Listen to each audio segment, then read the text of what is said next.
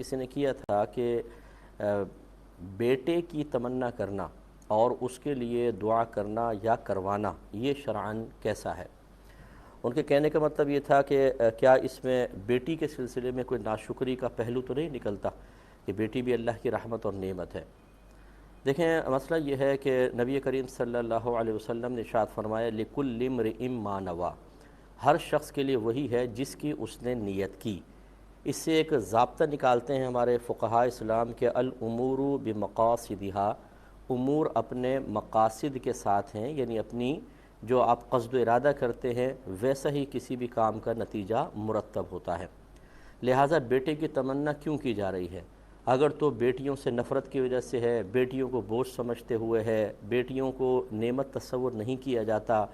اور کسی وجہ سے کوئی بیٹیوں سے کراہت کا پہلو قلب میں موجود ہے، تو پھر تو بیٹے کی تمنا کرنا غلط ہوگا۔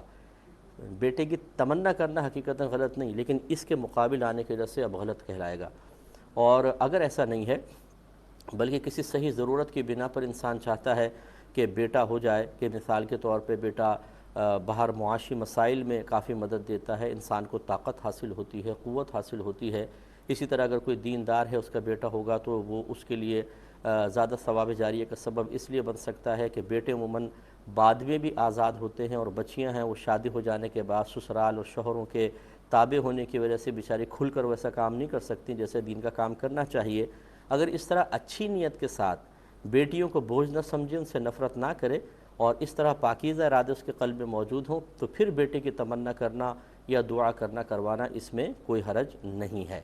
ویسے بیٹیاں جو ہوتی ہیں اللہ تعالیٰ کی بہت بڑی رحمت ہوتی ہیں۔ میرا اکثر مشاہدہ یہی ہے، آپ کا بھی شاید یہی ہوگا، کہ بیٹیاں ماں باپ کے حق میں آگے چل کر آخری وقت تک بڑی ہمدرد اور مفید ثابت ہوتی ہیں۔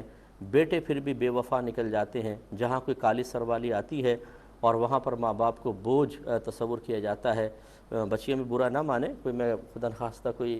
کسی شوہر کو بدظن کرنے کی کوشش نہیں کر رہا ہوں، لیکن اکثر ایسی ہوتا ہے کہ جب بیویاں آ جاتی ہیں تو شوہر بیویوں کی طرف زیادہ مائل ہو جاتے ہیں اور ماں باپ کے حقوق میں بہت بڑی کوتاہی کے مرتکب ہوتے ہیں، اور پھر یہی بیٹا جس کے لیے منتیں مانی تھیں، تمنائیں کی تھیں، دعائیں کروائی تھیں، وہ پھر ماں باپ کے ساتھ بہت ہی بدتمیزی والا سلوک کرتا ہے۔ جبکہ بچیوں کو دیکھا ہے کہ وہ شادی شدہ ہو جانے کے بعد بھی اپنے ماں باپ کی کیئر کرتی ہیں، ان کا اچھی طرح خیال کرتی ہیں، اور جتنا ہو سکتا ہے ان کے ساتھ اچھا سلوک آخری وقت تک روا رکھتی ہیں۔ اس لیے بچیاں اللہ تعالیٰ کی بہت بڑی نعمت ہے، ان کی قدر کرنی چاہیے۔